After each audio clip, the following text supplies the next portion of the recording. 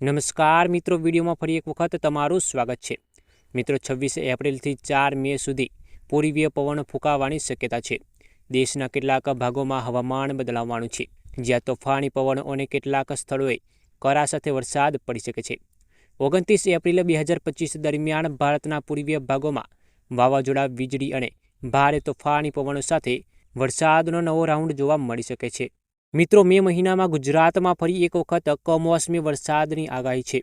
8 મે આસપાસ ગાજવીજ સાથે ગુજરાતમાં વરસાદની આગાહી છે। ઉત્તર ગુજરાત, સૌરાષ્ટ્ર અને મધ્ય ગુજરાતમાં વરસાદની આગાહી છે।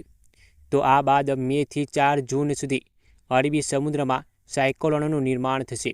વાવાઝોડાના કારણે પણ ગુજરાતમાં વરસાદ પડી શકે છે। મે મહિનાની શરૂઆતમાં ધૂળકટ રહેશે। કચ્છના ભાગોમાં પણ આંચકાના પવનોની ગતિ 45 કિમી પ્રતિ કલાક સુધી રહી શકે છે।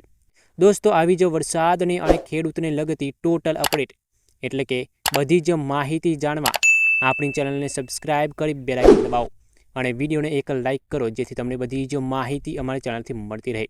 ધન્યવાદ।